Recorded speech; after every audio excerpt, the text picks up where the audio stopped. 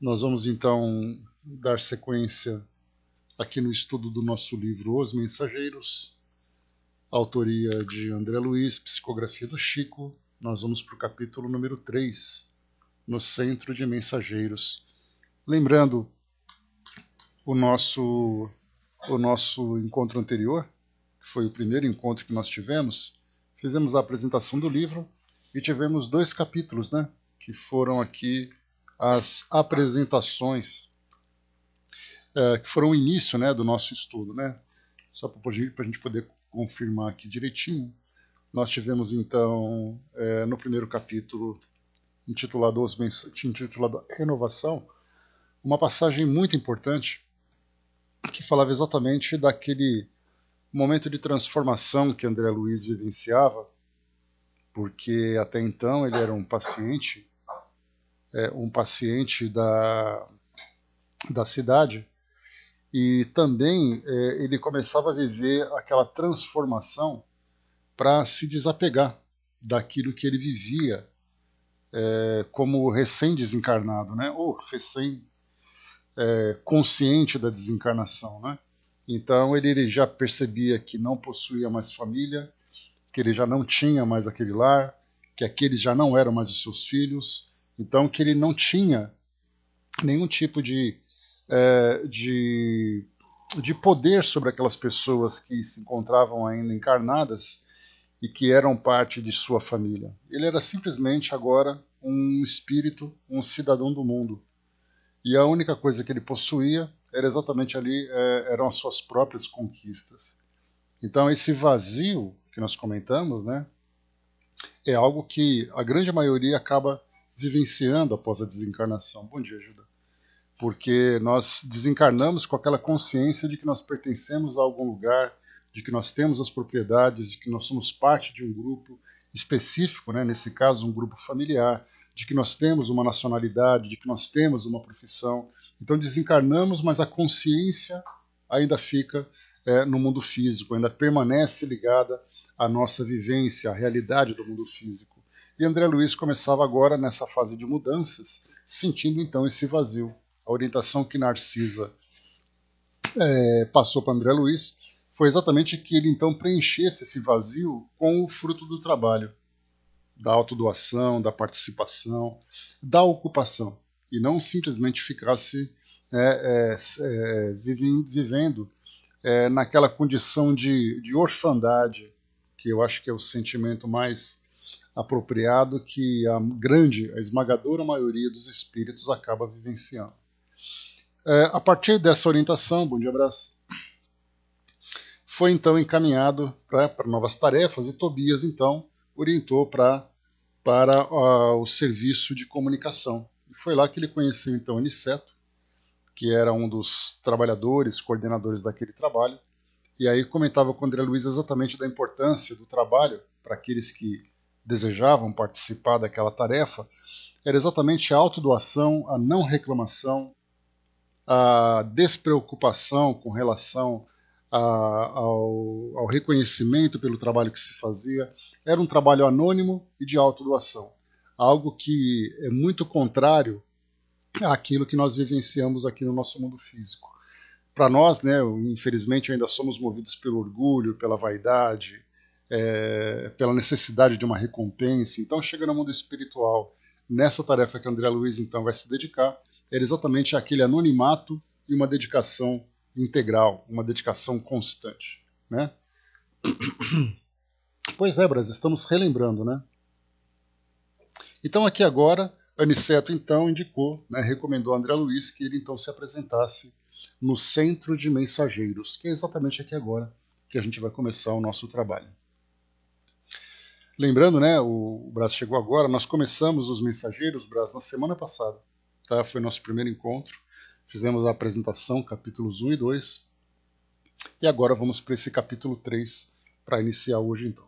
E mais uma vez também, esse livro, importante lembrar, que nós também comentamos, e André Luiz também fala sobre isso, ele conta a história, as experiências de André Luiz agora, não mais como um paciente, mas como um trabalhador, e por isso nós veremos ali uma atividade muito mais dinâmica, porque antes André Luiz estava ali conhecendo amigos, conhecendo ambientes, conhecendo a forma de trabalho lá na colônia e tudo mais. E agora ele será um trabalhador e nós veremos essa movimentação, essa dinâmica que existe no mundo espiritual, na mobilização de trabalhadores, de casos que são assistidos por essas equipes e tudo mais. Então nós veremos aqui um trabalho muito mais ativo, né? E também o livro ele concentra uma semana de trabalho de André Luiz. Então, enquanto o Nosso Lar traz para nós ali uma trajetória durante anos, né, já desde a desencarnação de André Luiz, aquele período naquelas zonas umbralinas e mais a sua adaptação em Nosso Lar, são aproximadamente ali 9, 10 anos, né? 8 anos aproximados de umbral, mais um ano de trabalho, né? Desde quando ele começou nas câmaras de retificação até o momento em que ele trouxe para nós, né, a comemoração, a celebração por aquele um ano, né, e mais ainda aquele período de paciente em Nosso Lar e tudo mais. Aproximadamente 10 anos. E nesse livro, então, aqui, Os Mensageiros, traz para nós as atividades durante uma semana. Tá? Ele mesmo afirma para nós isso no início do primeiro capítulo. Vamos lá, então. No dia seguinte, após ouvir longas ponderações de Narcisa, demandei o centro de mensageiros do Ministério da Comunicação. Acompanhava-me o prestimoso Tobias, não obstante os imensos trabalhos que lhe ocupavam o círculo pessoal. Deslumbrado, atingi a série de majestosos edifícios de que se compõe a sede da instituição. Julguei encontrar algumas universidades reunidas, tal a enorme extensão deles. Pátios amplos, povoados de arvoredo e jardins, convidavam a sublimes meditações. Tobias arrancou-me do encantamento, exclamando: o centro é muito vasto. Atividades complexas são desempenhadas nesse departamento de nossa colônia espiritual. Não creia esteja resumida a instituição nos edifícios sob nossos olhos. Temos nesta parte tão somente a administração central e alguns pavilhões destinados ao ensino e à preparação em geral. Mas esta organização imensa restringe-se ao movimento de transmissão de mensagens? Perguntei curioso. O companheiro sorriu significativamente e esclareceu. Não suponha se encontre aqui localizado o serviço de correios, simplesmente. O centro prepara entidades a fim de se transformarem em cartas vivas de socorro e auxílio aos que sofrem no umbral, na crosta e nas trevas. Acreditaria, porventura, que tanto trabalho se destinasse apenas à mera movimentação de noticiário? Amplie suas vistas. Este serviço é a cópia de quanto se vem fazendo nas mais diversas cidades espirituais dos planos superiores. Preparam-se aqui numerosos companheiros para a difusão de esperanças e consolos, instruções e avisos nos diversos setores da evolução planetária. Não me refiro tão só a emissários invisíveis. Organizamos turmas compactas de aprendizes para a reencarnação. Médiuns e doutrinadores saem daqui a centenas anualmente. Tarefeiros do conforto espiritual encaminham-se para os círculos carnais em quantidade considerável, habilitados pelo nosso centro de mensageiros. Bom dia, Andréia. Bom dia, Arnaldo. Que me diz? Interroguei surpreso. Segundo seus informes, os trabalhos de esclarecimento espiritual devem estar muitíssimo adiantados no mundo. Fixou Tobi expressão singular, sorriu tranquilamente e explicou. Você não ponderou, todavia, meu caro André, que essa preparação não constitui ainda a realização propriamente dita. Saem milhares de mensageiros aptos para o serviço, mas não são muito raros os que triunfam. Alguns conseguem execução parcial da tarefa, outros muitos fracassam de todo. O serviço legítimo não é fantasia. É esforço sem o qual a obra não pode aparecer sem prevalecer. Longas fileiras de médiuns e doutrinadores para o mundo carnal partem daqui, com as necessárias instruções, porque os benfeitores da espiritualidade superior, para intensificarem a redenção humana, precisam de renúncia e de altruísmo. Quando os mensageiros se esquecem do espírito missionário e da dedicação aos semelhantes, costumam transformar-se em instrumentos inúteis. Há médiuns e mediunidade, doutrinadores e doutrina, como existem a enxada e os trabalhadores. Pode a enxada ser excelente, mas, se falta espírito de serviço no cultivador, o ganho da enxada será inevitavelmente a ferrugem. Assim acontece com as faculdades psíquicas e com os grandes acontecimentos. A expressão mediúnica pode ser riquíssima. Entretanto, se o dono não consegue olhar além dos interesses próprios, fracassará fatalmente na tarefa que lhe foi conferida. Acredite, meu caro, que todo trabalho construtivo tem as batalhas que lhe dizem respeito. São muito escassos os servidores que toleram as dificuldades e reveses das linhas de frente. Esmagadora percentagem permanece à distância do fogo forte. Trabalhadores sem conta recuam quando a tarefa abre oportunidades mais valiosas. Antes da gente continuar, começando aqui as nossas considerações, nós temos assim, podemos entender aqueles trabalhadores que se engajam numa determinada missão, que já não é mais apenas uma missão pessoal, embora tenha ali uma resposta pessoal para aquele que cumpre o seu trabalho, mas eles fazem parte então de uma tarefa. Essa grande tarefa é a transformação do nosso mundo, através do esclarecimento, através da assistência, através da transformação das pessoas encarnadas e desencarnadas. E nós podemos imaginar então que existe ali preparação, ou existem preparações, em 3 níveis, de um modo genérico apenas para ilustrar. Aquela preparação básica, aquela preparação intermediária e aquela preparação avançada. Para esses trabalhadores, como foi colocado para nós aqui por Tobias, que se preparam no mundo espiritual para chegarem aqui no mundo físico como doutrinadores e como médiuns. Então aqueles que são os mais básicos, como é o caso daquele que André Luiz está relatando para nós temos então aquela preparação, olha, você vai com essa, o seu organismo vai então habilitado com essa faculdade, você vai aproveitar as oportunidades para trabalhar nesta ou naquela área, nesta ou naquela filosofia, e o seu trabalho vai ser esse. Para aqueles que são mais intermediários, que têm ali uma preparação intermediária, nós podemos entender como são aqueles que são, por exemplo, coordenadores de trabalho, não apenas um trabalhador, mas aqueles que vão coordenar trabalhos como dirigentes de instituições, sejam elas espíritas ou não, de outras crenças, vão com aquele papel de falar às pessoas, de organizar aquele trabalho coletivo. E nós podemos imaginar aqueles trabalhadores avançados, como é o caso, por exemplo, de espíritos que são preparados em esferas mais avançadas, como é o caso de Chico Xavier, de Valdo Franco, Raul Teixeira, Dona Ivone e tantos outros trabalhadores, que se comprometem em algo muito maior, como sendo representantes de filosofias e fazendo trabalhos de divulgação propriamente dita de uma determinada ideia. Vemos ali representantes de outras instituições, como é o caso, por exemplo, imaginemos um Papa, o modo como esse espírito se prepara no plano espiritual para poder assumir a coordenação de uma instituição religiosa que coordena, por exemplo, que orienta mais de 1 bilhão de pessoas no nosso planeta. Dá para a gente ter uma ideia da responsabilidade de um indivíduo como esse? O que significa para ele ser bem-sucedido na condução desse rebanho e aqueles que fracassam nessa condução?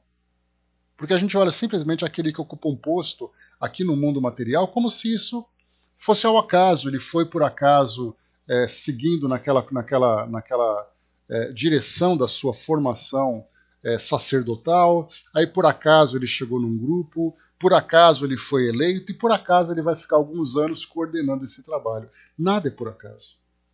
Imaginarmos, por exemplo, Madre Teresa de Calcutá, que também se preparou no mundo espiritual para formar uma nova ordem, para coordenar um trabalho de repercussão mundial.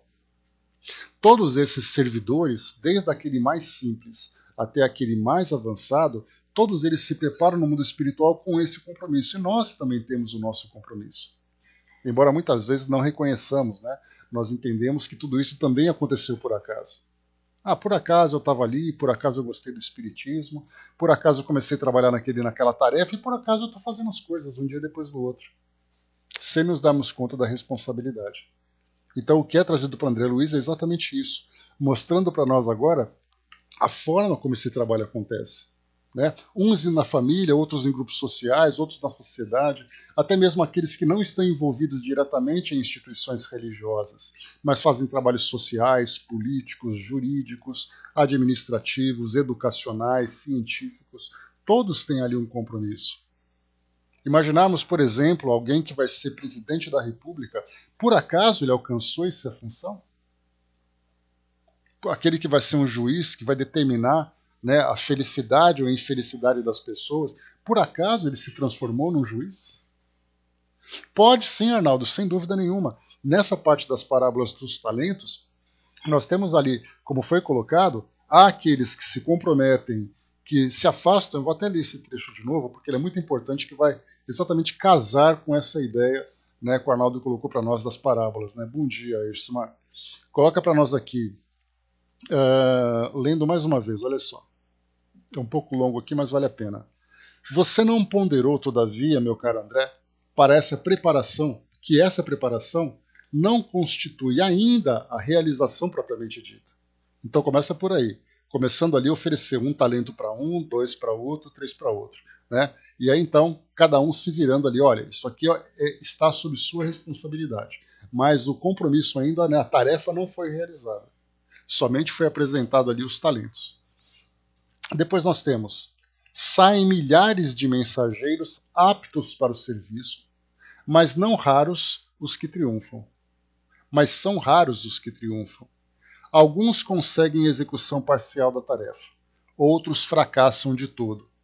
O serviço legítimo não é fantasia, é esforço sem o qual a obra não pode aparecer nem prevalecer.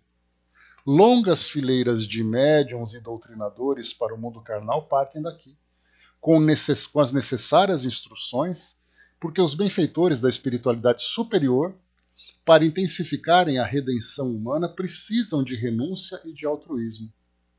Quando os mensageiros se esquecem do espírito missionário e da dedicação aos semelhantes, costumam transformar-se em instrumentos inúteis. Há médiuns e mediunidade, há trabalhadores, há doutrinadores e doutrina, como existem a enxada e os trabalhadores. Pode a enxada ser excelente, mas se falta espírito de serviço no cultivador, o ganho da enxada será inevitavelmente a ferrugem. Assim acontece com as faculdades psíquicas e com os grandes conhecimentos. Então aqui nós falamos dessas faculdades psíquicas, tanto mediúnicas como outras potencialidades, e a própria inteligência. Quantas pessoas que nascem com atribuições intelectuais aqui significativas e fazem uso pessoal para enaltecer o próprio orgulho, conquistam diplomas, ganham muito dinheiro, mas para aquilo que poderiam ter feito não fizeram.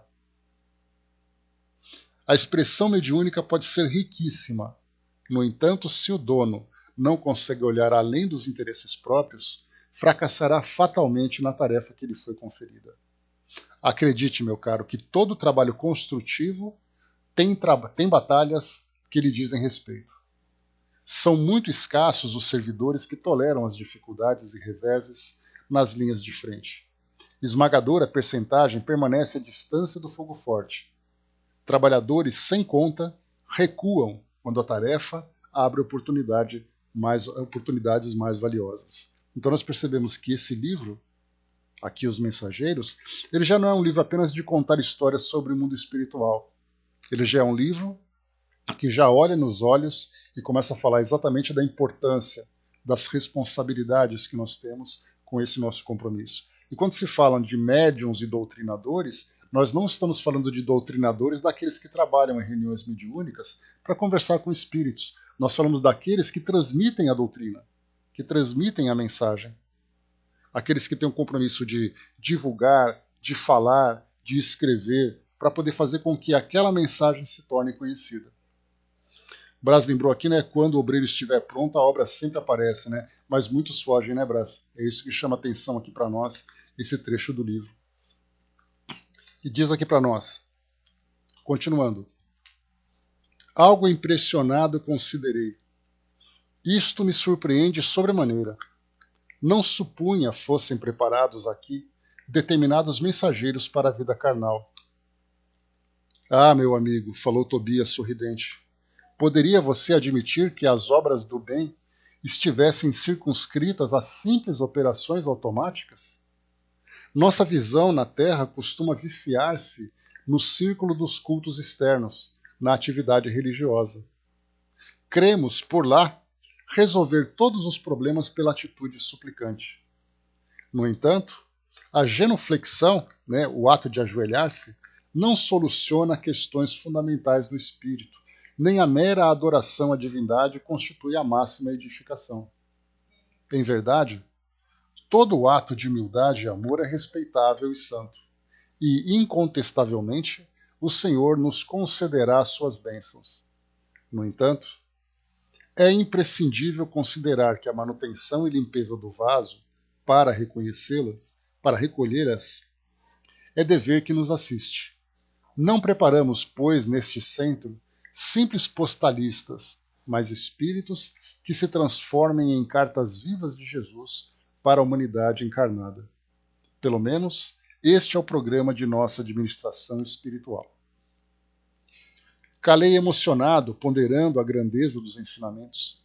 Meu companheiro, após longa pausa, prosseguiu observando. Raros triunfam, porque quase todos estamos ainda ligados a extenso pretérito de erros criminosos, que nos deformaram a personalidade. Em cada novo ciclo de empreendimentos carnais, acreditamos muito mais em nossas tendências inferiores do passado que nas nossas possibilidades divinas do presente, complicando sempre o futuro. É desse modo que prosseguimos por lá, agarrados ao mal e esquecidos do bem, chegando por vezes ao disparate de interpretar dificuldades como punições, quando todo obstáculo traduz oportunidade verdadeiramente preciosa aos que já tenham olhos de ver. Então, infelizmente, realmente é assim. Nós chegamos no mundo espiritual, após a nossa desencarnação, ligeiro bom dia, após a nossa desencarnação, nós chegamos no mundo espiritual carregando todos os medos, todas as culpas, todas as dores. Aí nós passamos, então, devido à influência e todo o processo psíquico e também moral a que somos submetidos no mundo espiritual, a passarmos por essa transformação e vermos essa nossa realidade olhando de uma forma positiva, progressista, e não mais aquela retrógrada, olhando para o passado e sofrendo por isso.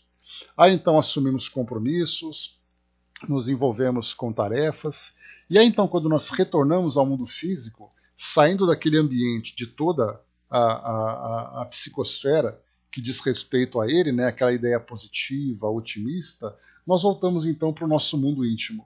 E aí começa então a aflorar de novo aquele mesmo negativismo, aquele mesmo pessimismo que nós carregamos, com medos, com dores, e aí então nos esquecemos daquele compromisso que foi assumido anteriormente, aquela tarefa de transformação e de construção que nós podemos fazer, e todos os obstáculos que são naturais a eles.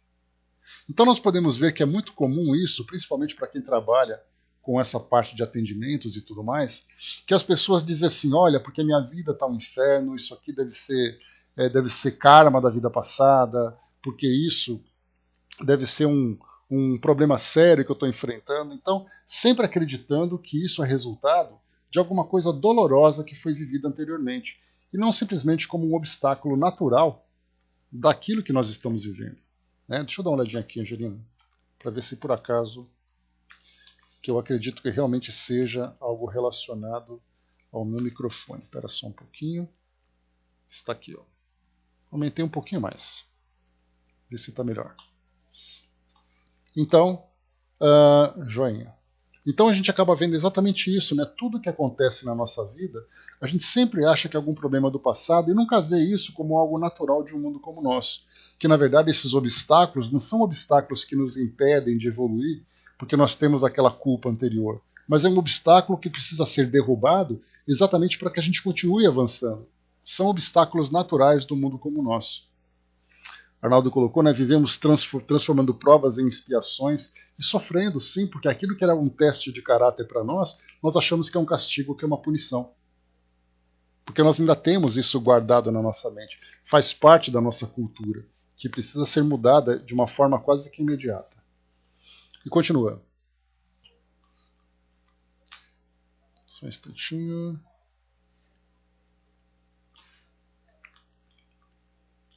A essa altura, alcançamos enorme recinto. Centenas de entidades penetravam no vasto edifício, cujas escadarias galgamos em animada conversação.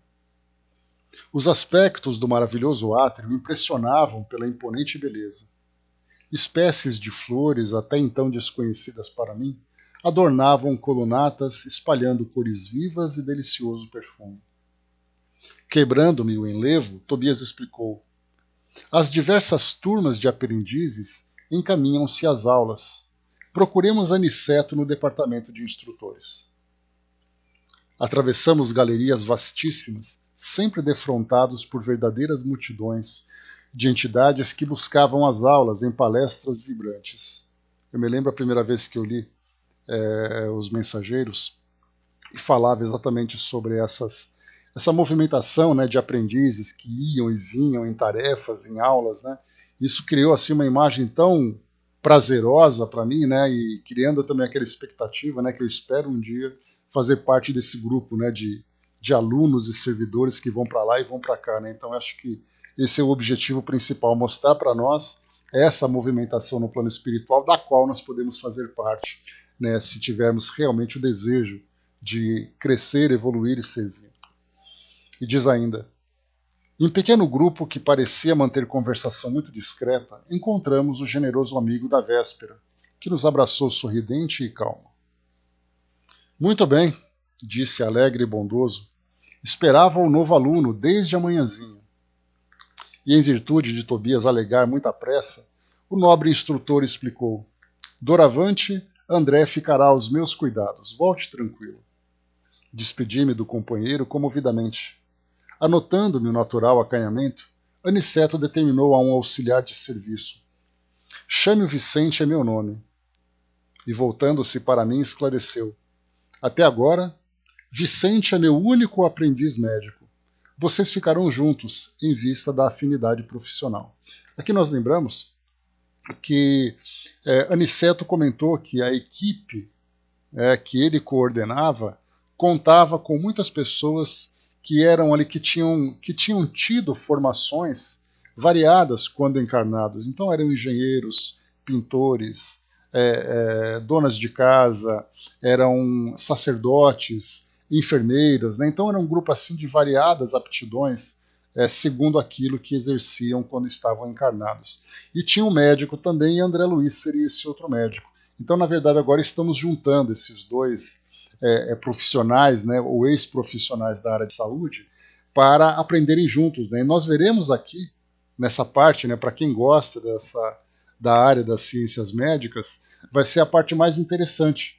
Exatamente porque nós veremos ali médicos trabalhando, só que agora a partir de uma perspectiva mais elevada, vendo essa ciência do mundo espiritual. Mas nem por isso nós deixamos de ter oportunidade de ver também ações de outros profissionais, né? Nós já vimos, por exemplo, professores que trabalham, já vimos juízes que trabalham, enfim, né? Várias outras funções que são ocupadas também por espíritos que trazem esse conhecimento. O Braz lembrou aqui, né, a parte importante no nosso lar são as famílias espirituais reunidas, né? As residências de heranças espirituais que vieram encarnar. Essa preparação do primeiro livro, pelo menos, né, Braz, mostra para nós essa união dos espíritos.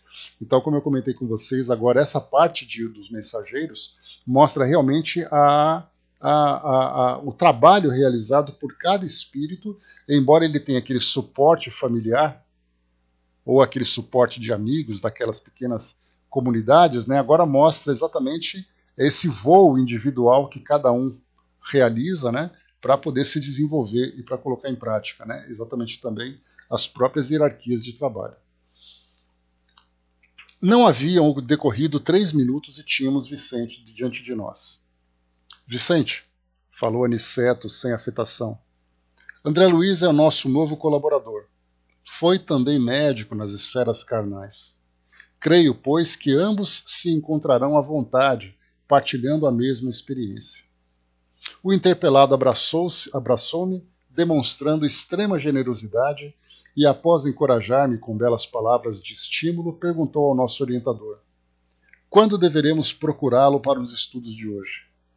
Aniceto pensou um instante e respondeu: esclareça ao novo candidato os nossos regulamentos e venham juntos para as instruções após o meio-dia. Então aqui, capítulo 3 que nós vimos, né, que foi exatamente no centro de mensageiros, esse contato inicial de André Luiz e também ali, né, o novo círculo de relacionamento que começava a se formar com outros amigos. O caso Vicente, capítulo número 4. Impossível traduzir meu contentamento com a nova companhia. Vicente, semblante muito calmo, olhar inteligente e lúcido, irradiava carinho e bondade, sensatez e compreensão. Disse-me de sua alegria por haver encontrado um companheiro médico, alojou-me convenientemente junto dele, demonstrando extrema generosidade fraternal. Era o primeiro colega na profissão igualmente recém-chegado das esferas da crosta, de quem me aproximava de modo direto. Isso porque todos os demais contatos com quem André tinha tido anteriormente lá no hospital, onde ele se encontrava, eram com médicos já com profunda afinidade com a atividade no plano espiritual. Aqui nesse caso, né, desses servidores da comunicação, eram espíritos, vamos dizer assim, novos nessa tarefa. Né? Então André Luiz tinha ali uma conversa quase que mais ligada ao mundo físico do que ao mundo espiritual. Trocamos ideias largamente sobre as surpresas que nos defrontavam. Comentamos as dificuldades oriundas da ilusão terrestre, a miopia da pequena ciência, os problemas profundos e sedutores da medicina espiritual. Vicente, conquanto não houvesse feito ainda qualquer visita ao plano dos encarnados, em qualquer serviço, admirava Aniceto extraordinariamente e punha-me ao corrente dos estudos valiosos a que se entregava junto dele. Estava cheio de conceitos entusiásticos. Em pouco mais de 1 hora, nossa intimidade semelhava-se ao sentimento de 2 irmãos unidos, desde muito, por laços espirituais. O novo companheiro conquistava-me a infinita confiança. Evidenciando muita delicadeza, indagou-me da minha posição perante os parentes terrestres, ao que respondi com a história resumida de minha singular aventura ao conhecer as segundas núpcias de minha viúva. Imprimi toda a ênfase possível ao meu relatório verbal, sensibilizando-me profundamente no curso da narrativa. Em cada pormenor culminante dos fatos, detinha-me de propósito, salientando meus velhos sofrimentos e relacionando dissabores que me pareciam insuperáveis. O interessante aqui, né, que André Luiz, então, ele comentou no primeiro capítulo, lá que falava sobre aquela parte de renovação, exatamente da nova condição dele, da nova posição que ele se encontrava, se agora se desvinculando daquele sentimento de propriedade, né, natural para todos nós que desencarnamos recentemente, né, ou que já chegamos a desencarnar recentemente. Então ali ele falava, não, agora eu vou me renovar, eu tenho aquele vazio, mas agora eu estou mais fortificado, agora eu estou mais motivado a fazer tudo de novo. No momento em que ele para e começa a contar a história de novo, aquele sentimento começa a brotar. Exatamente daquilo que nós vimos lá no Memórias de um Suicida, contado por Camilo Castelo Branco. Todos eles no hospital, todos eles agora tomados por aquela esperança, aquelas mensagens, né, que eram estampadas nas paredes da instituição para que todos vissem agora um momento de renovação, de crescimento. E aí então quando eles se juntavam e cada um começava a contar a sua própria história, a vibração descia e todos começavam a se desequilibrar. Essa é uma dificuldade muito grande que nós temos, de manter esse equilíbrio, porque é uma tendência natural que nós temos sempre de puxar para esse lado mais pessimista, esse lado mais negativo. E isso acontece nos tempos de hoje. Muitas vezes num grupo espírita, quando alguém começa a falar de um problema, o outro fala de outro problema, e mesmo reunidos realizando um determinado tipo de trabalho, esse tom pessimista acaba prevalecendo.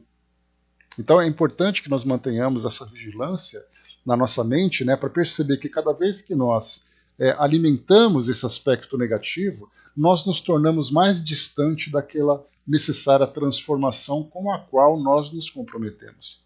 porque essas transformações elas não acontecem por acaso. Porque é natural que nós nos mantenhamos nessa condição de estagnação. Nós precisamos, na verdade, ter a vontade de transformar. Quando nós, então, alimentamos esse aspecto negativo, essa vontade vai diminuindo cada vez mais. E isso não é apenas no mundo espiritual, é então também aqui no nosso mundo físico.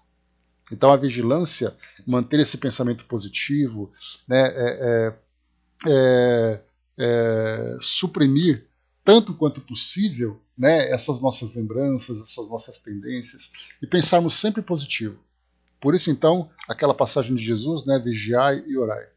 Manter a vigilância e mantermos o nosso pensamento naquele estado de prece, naquele estado de oração. Arnaldo lembrou aqui, quando relembrarmos coisas desagradáveis, sofremos de novo porque se torna para nós uma realidade. Né? Então, muita gente pensa assim, né? Porque você tem o passado, o presente e o futuro. Numa ideia linear, nós temos os tempos diferentes. Mas quando nós falamos do nosso psiquismo, a nossa realidade é onde o nosso pensamento se encontra. Se nós estamos hoje no presente, dentro do nosso desenvolvimento temporal, mas as nossas lembranças estão presas numa culpa do passado, nós deixamos de viver o presente sofrendo os efeitos daquele passado. Se nós, por acaso, projetamos o nosso pensamento para o futuro, no futuro, quando eu morrer, quando eu for para o mundo espiritual, quando eu encontrar nosso lar, tudo vai ser diferente, mas esse dia vai chegar porque eu não vejo a hora. E o presente? Com suas responsabilidades, com o seu compromisso.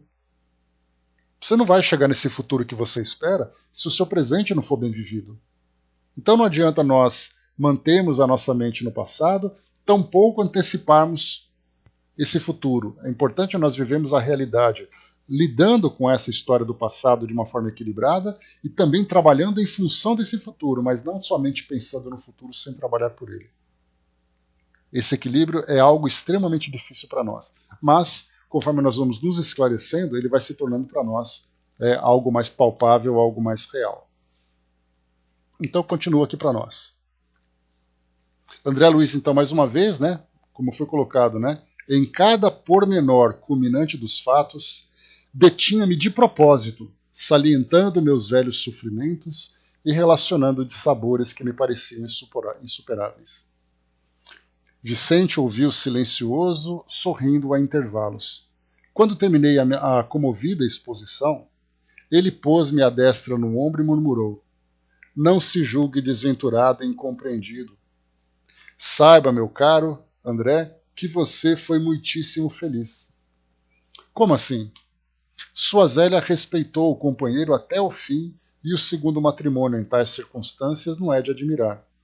No meu caso, porém, a coisa foi muito pior. Olha só, 2 recém-adaptados à nova realidade, trocando as figurinhas sobre as desgraças do passado. Inevitavelmente, né, os dois ainda sem aquela experiência, porque se ele fosse falar, por exemplo, com Lísias, falar com Tobias, com Narcisa, rapidamente já levaria um chacoalhão e sai do passado e volta para o presente. Mas os dois ali juntos, né, querendo contar suas histórias, querendo falar de suas dores, suas lamentações, não deu outra, né? Era ali um momento propício para isso. Então, no meu caso, porém, a coisa foi muito pior.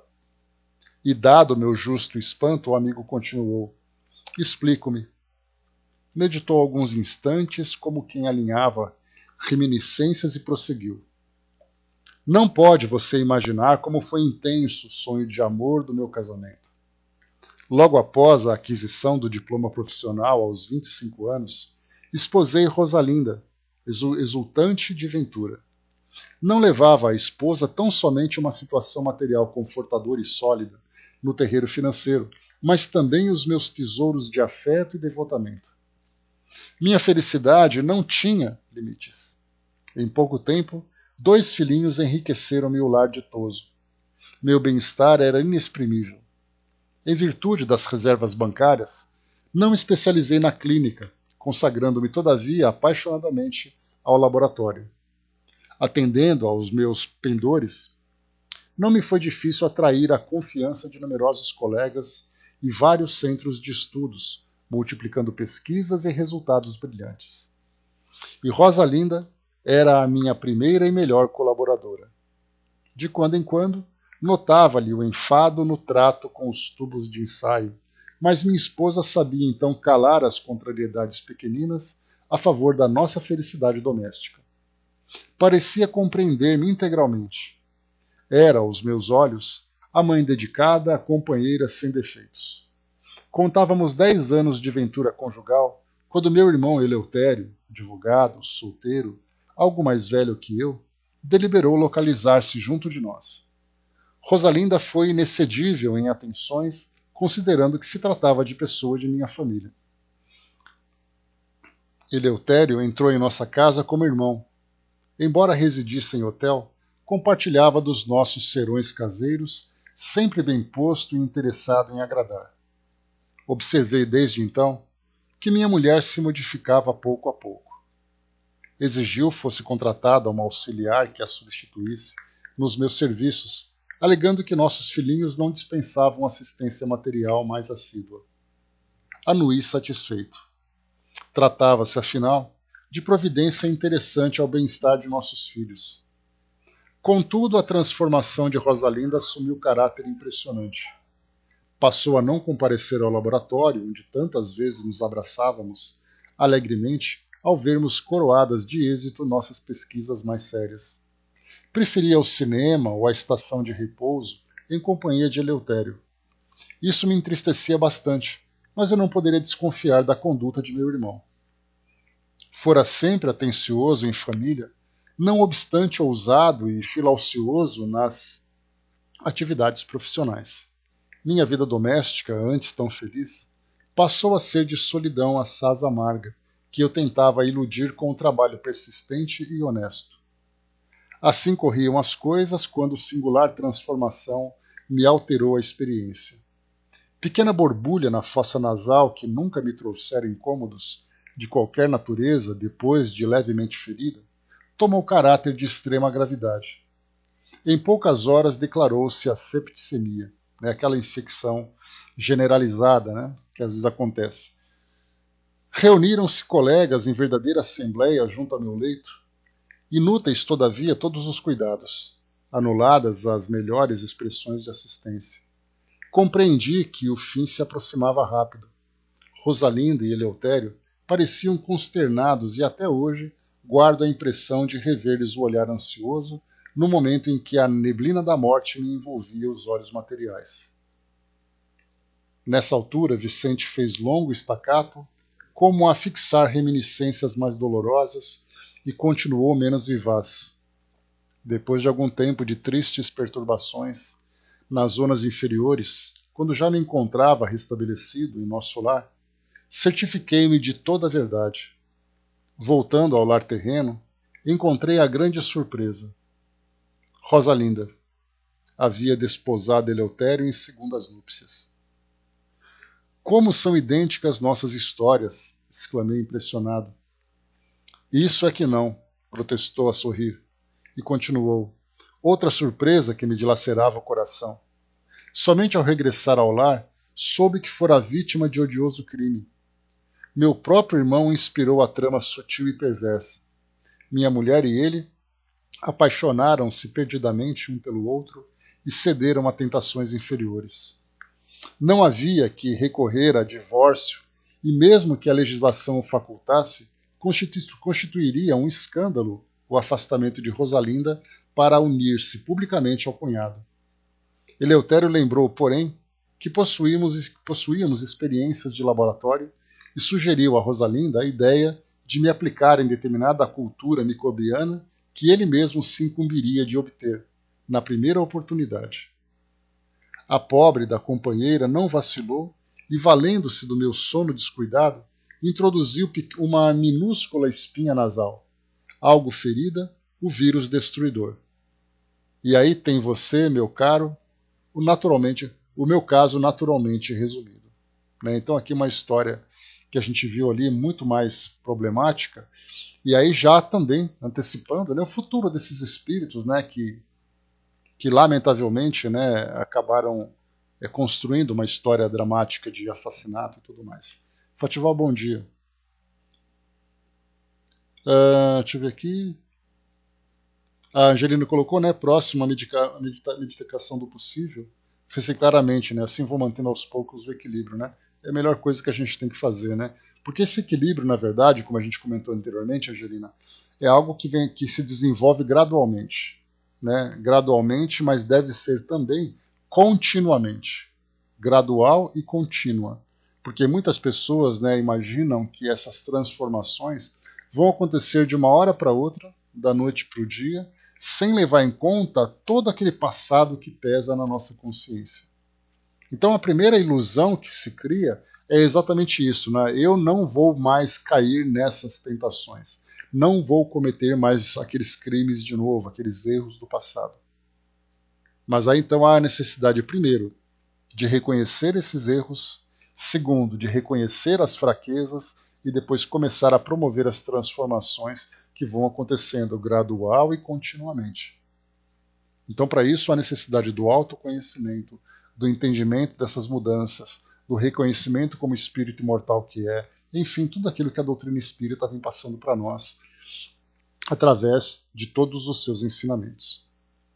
Vimos aqui então a história de Vicente, né, contando esse grande drama que ele estava vivendo. Eu estava assombrado. E os criminosos? Perguntei. Vicente sorriu ligeiramente e informou. Rosalinda e Eleutério vivem aparentemente felizes. São excelentes materialistas, por enquanto, e gozam, no mundo transitório, grande fortuna moedada e alto conceito social. Mas e a justiça? Indaguei aterrado. Ora, André, esclareceu serenamente, tudo vem a seu tempo, tanto no bem quanto no mal. Primeiro a semente, depois os frutos.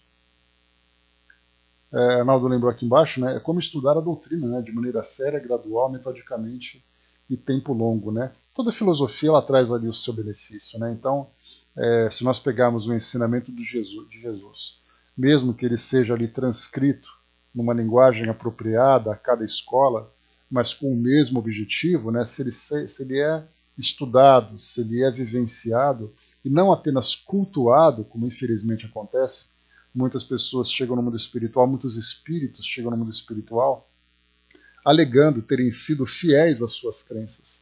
Então, na verdade, cumpriam todos os rituais, participavam dos cerimoniais, se declaravam publicamente, mas não vivenciavam, primeiro porque não compreendiam.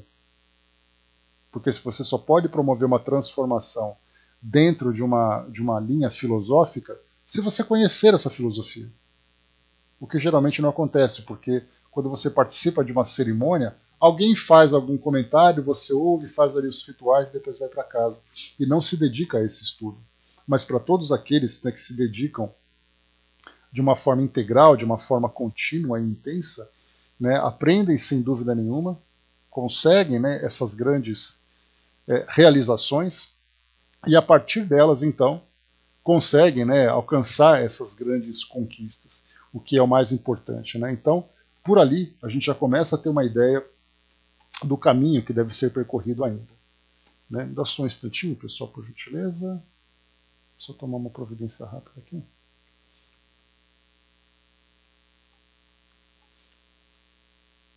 Rapidamente.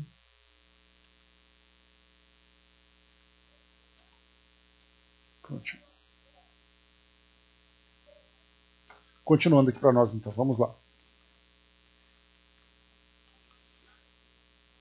Percebendo-me, porém, as tristes impressões, Vicente concluiu. Não falemos mais disso. Aproxima-se a hora da instrução. Atendamos às nossas necessidades essenciais, auxiliando os nossos amados que ainda permanecem à distância nos círculos terrestres. Não se impressione. A árvore, para produzir, não reclama as folhas mortas. Para nós, atualmente, meu amigo, o mal é simples resultado da ignorância, e nada mais. Né? Então vemos aqui a história, né, de Vicente, esse novo companheiro de André Luiz, e de imediato já podemos, né, entender a condição de um recém-adaptado a essa vida espiritual. Né? Então ali ainda lamentando, sofrendo as consequências do passado, né?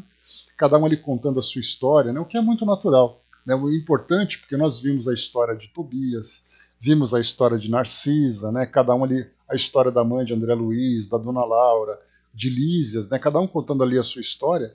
Então, assim, ter a lembrança do passado é algo que é natural, ninguém vai passar por uma experiência de amnésia pelo simples fato de chegar no mundo espiritual.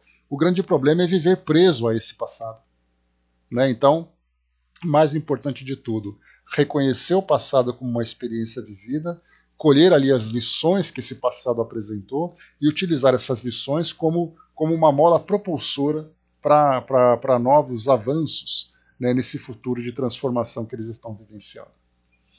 Capítulo número 5, ouvindo instruções. Vamos lá, esse nosso último capítulo de hoje.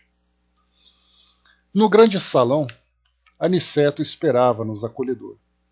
Fileiras enormes de assistentes enchiam um espaço vastíssimo. Homens e mulheres, aparentando idades diversas, permaneciam recolhidos, a demonstrar, porém, expectativa e interesse. Né? Jack, bom dia.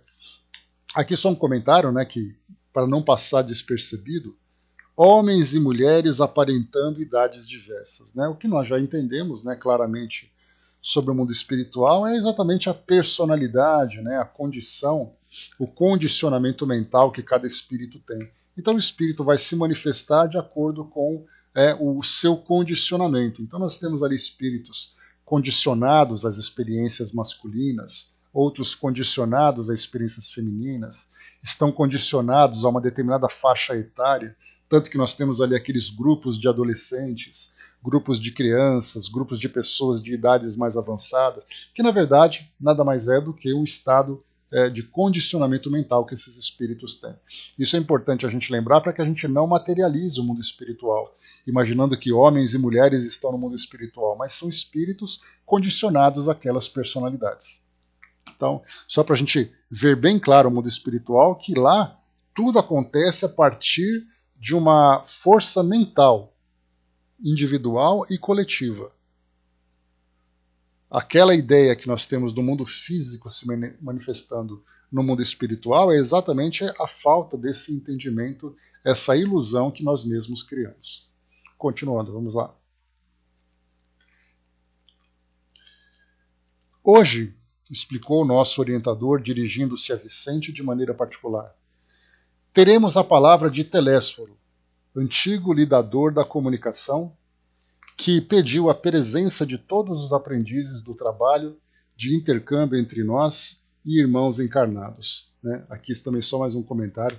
A gente vê muitos dos nomes que aparecem aqui, né? Aniceto, Telésforo, né? E dentre outros nomes, né? Que não fazem parte, Genésio, que não fazem parte, né? Dos nossos tempos, mas no passado realmente, né? Havia um vocabulário diferente, havia ali uma cultura diferente. Né? Basta lembrar que meu avô, já desencarnado há mais ou menos uns quase 40 anos, né? Ele chamava Apulcro. Apulcro. Não sei exatamente de que forma que a minha bisavó chamava ele Apulcro, vem cá menino, tal. Quer dizer, diferente, né? Hoje a gente tem as crianças, né, com Giovana, sei lá, com tantos nomes atuais, né? Mas a gente vê aqui nesses textos de André Luiz, né, que tem referência ali de 1940, mais ou menos. Esse livro foi publicado em 44, nós lembramos, e Nosso Lar em 43. Então pegava exatamente esse vocabulário, final do século XIX e começo do século XX. Né? Pior do que nome de remédio, né? E se for remédio, deve ser um remédio muito ruim, né? Para ter um nome desse, né? Então até assusta. Mas vamos lá. Ele diz para nós aqui ainda: sentamo-nos confortavelmente, aguardando por nossa vez. Daí a minutos. Só um instantinho. Então continua aqui para nós o nosso texto. Só dá uma limpadinha no joelho, chacoalhou, já está pronto. Sentamo-nos confortavelmente, aguardando por nossa vez. Daí a minutos, Telésforo penetrava no recinto sob harmoniosas vibrações de simpatia geral. Aniceto e outros instrutores instalaram-se ao lado dele, em torno da mesa nobre onde se localizava a direção da Assembleia. Após saudar a assistência numerosíssima, formulando votos de paz e incentivando-nos aos testemunhos redentores, Telésforo atingiu o assunto principal que o levara até ali. Lembrando, né, que a mãe do meu avô, que chamava Pulcro, ela chamava Hipólita, né, só para a gente ter uma ideia. Continuando. Agora, disse com autoridade, sem afetação, conversaremos sobre as necessidades da representação de nossa colônia nos trabalhos terrestres. Então, o que nós veremos a partir de agora? Exatamente essa organização dos trabalhos em nosso lar relacionados com as missões aqui no nosso mundo físico. Assistências particulares, assistências a grupos espíritas. Né? Então, nós veremos agora exatamente essa movimentação, que é tão interessante, vinda do mundo espiritual, assistindo às necessidades de nós aqui encarnados. Aqui se encontram companheiros fracassados nas intenções mais nobres e irmãos outros desejosos de colaborar nas tarefas que condizem com as nossas responsabilidades atuais. Referimos-nos às laboriosas atividades da comunicação no plano carnal. Vemos nessa reunião grande parte dos cooperadores de nosso lar, que faliram nas missões da mediunidade e da doutrinação, bem como outros muitos colegas que se preparam para provas dessa natureza nos círculos da crosta. Ou seja, né, aqueles que vieram para o mundo físico, falharam e voltaram para o mundo espiritual, com todo aquele constrangimento, somados àqueles que iniciavam esse tipo de trabalho, né, de trabalho missionário aqui no mundo físico, também no campo da mediunidade e também no campo da divulgação doutrinária. Nossa repartição vem promovendo grande movimento de auxílio a irmãos encarnados e desencarnados que se revelam incapazes de qualquer ação além da superfície terrestre. Nossa tarefa é enorme. Precisamos disseminar ensinamentos novos relativamente à preparação dos que habitam nossa colônia, considerando os esforços e realizações do presente e do porvir. É indispensável socorrer os que enfrentam corajosos as profundas transformações do planeta. As transformações essenciais da existência na Terra encontram a maioria dos homens absolutamente distraídos das realidades eternas. A mente humana abre-se cada vez mais para o contato com as expressões invisíveis dentro das quais funciona e se movimenta. Isso é uma fatalidade evolutiva. Desejamos e necessitamos auxiliar as criaturas terrestres. Todavia, contra a extensão de nosso concurso fraterno, operam dilatadas correntes de incompreensão. Não relacionamos apenas a ação da ignorância e da perversidade. Agem contraditoriamente nesse particular grande número de forças do próprio espiritualismo. Combatem-nos algumas escolas cristãs como se não colaborássemos com o Mestre Divino. A Igreja Romana classifica-nos a cooperação como diabólica.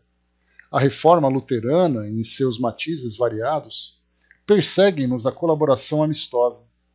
E há correntes espiritualistas de elevado teor educativo que nos malsinam a influência por quererem o homem aperfeiçoado de um dia para o outro, rigorosamente resumido a golpe instantâneo da vontade sem realização metódica. No campo de nosso conhecimento da vida, não podemos condená-los pelo desentendimento atual. O catolicismo romano tem suas raízes ponderáveis, tem suas razões ponderáveis. O protestantismo é digno de nosso acatamento. As escolas espiritualistas possuem notáveis edificações. Toda expressão religiosa é sagrada, todo movimento superior de educação espiritual é santo em si mesmo. Temos então diante de nós a incompreensão dos bons, que constitui dolorosa prova para todos os trabalhadores sinceros, porque, afinal, não estamos fazendo obra individual, e sim promovendo o movimento libertador da consciência humana a favor da própria ideia religiosa no mundo. Sacerdotes e intérpretes dos núcleos organizados da religião e da filosofia não percebem ainda que o espírito da revelação é progressivo, como a alma do homem. As concepções religiosas se elevam com a mente da criatura. Muitas igrejas não compreendem, por enquanto, que não devemos espalhar a crença nos tormentos eternos para os desventurados, e sim a certeza de que há homens infernais criando infernos para si mesmos. Não podemos, porém, perder tempo no exame da teimosia alheia. Temos serviços complexos e dilatados. E como dizíamos, a humanidade terrena aproxima-se dia a dia da esfera de vibrações dos invisíveis de condição inferior que a rodeia em todos os sentidos. Mas, segundo reconhecemos, esmagadora percentagem de habitantes da Terra não se preparou para os atuais acontecimentos evolutivos. Abraço, Arnaldo. E os mais angustiosos conflitos se verificam no sendal humano. A ciência progride... Desculpem. A ciência progride vertiginosamente no planeta. E, no entanto, à medida que se suprimem sofrimentos do corpo, multiplicam-se aflições da alma.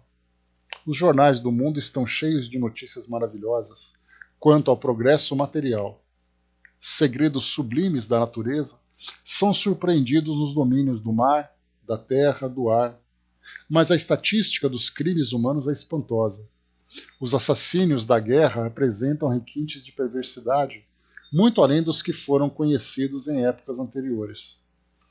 Os homicídios, os suicídios, as tragédias conjugais, os desastres do sentimento, as greves, os impulsos revolucionários da indisciplina, a sede de experimentação inferior, a inquietação sexual, as moléstias desconhecidas, a loucura, invadem os lares humanos.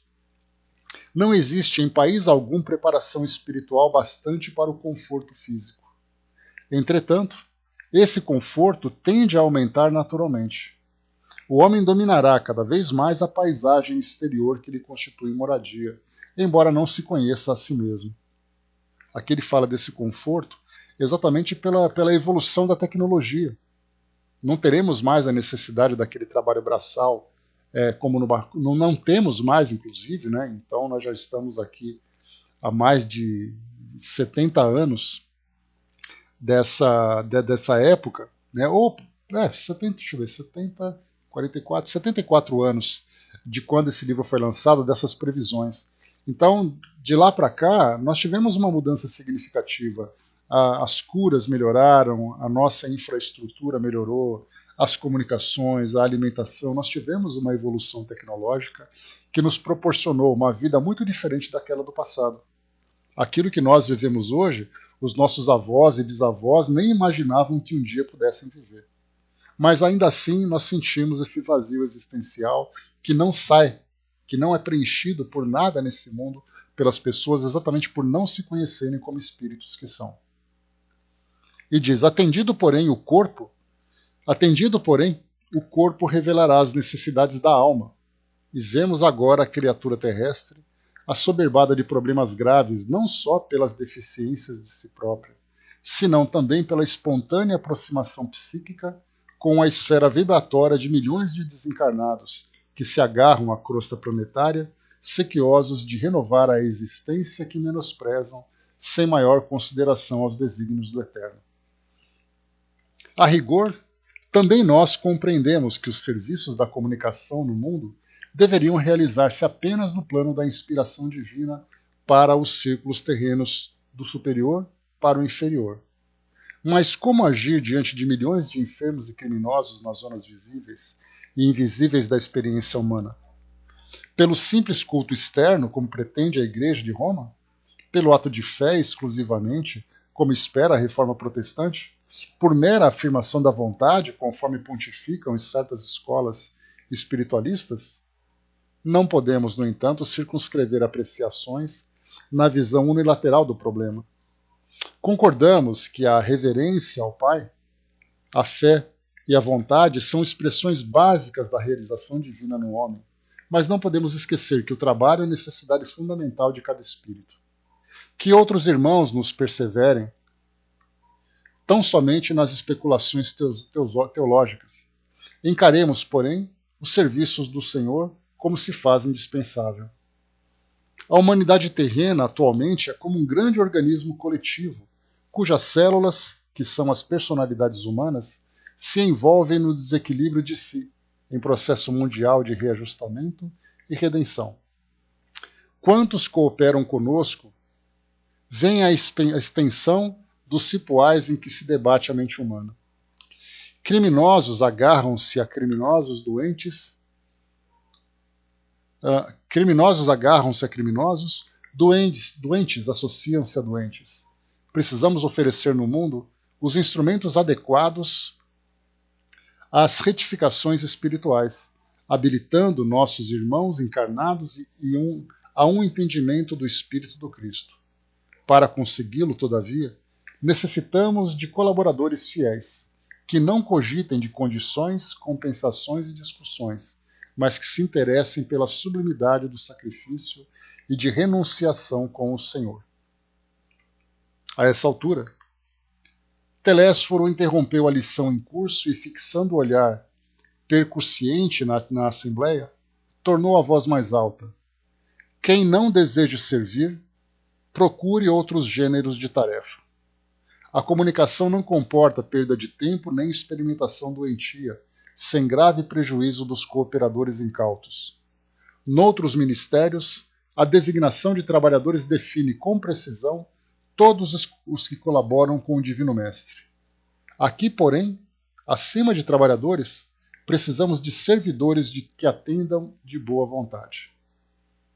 Nesse instante, em vista douta longa pausa, identifiquei a forte impressão dos ouvintes, que se entreolhavam com inexprimível espanto. Então, aqui terminando esse capítulo 5, vimos aqui a chamada, todos são trabalhadores. Mas aqui só queremos quem trabalha e deseja realmente servir. Então, depois de uma chamada dessa, de uma chacoalhada, então só os fortes sobrevivem. Então, esse foi chamado para esse grupo junto a essa missão. Então, o que ele quis dizer também aqui é que nós temos aqui todas as instituições no nosso mundo hoje, escolas religiosas e filosóficas, querendo promover o bem-estar, querendo promover a transformação. Mas os métodos ainda são mantidos ou nas crenças humanas ou apenas ainda nos dogmas religiosos. Então há a necessidade de se falar sobre a realidade do espírito, sobre a vida, a nossa existência que vem se desenvolvendo por etapas, encarnação a encarnação, que a ideia do inferno não é uma realidade, mas que homens infernais criam infernos para si mesmos, como foi dito aqui no texto, assim como o paraíso não é um ambiente contemplativo, como se imaginava, mas na verdade é um estado de espírito a partir do momento em que o indivíduo trabalha, se transforma e serve, afinado com esse pensamento divino. Então todas essas instruções passadas agora para eles, que até então não havia, pelo menos para André Luiz, sofrido ainda esse choque. Porque até então ele era um paciente, ele trabalhava quando podia, ele era incentivado. Agora é assim, você vem trabalhar ou não vem. Se não vem, vai para outro lugar. Então agora aqui, a realidade é outra, os instrutores são outros, já não são mais aqueles amigos acolhedores, mas são agora instrutores com responsabilidades para a tarefa. Então começaremos aqui na nossa próxima semana, no capítulo 6, Advertências Profundas. Esse então é o capítulo 6 que nós vamos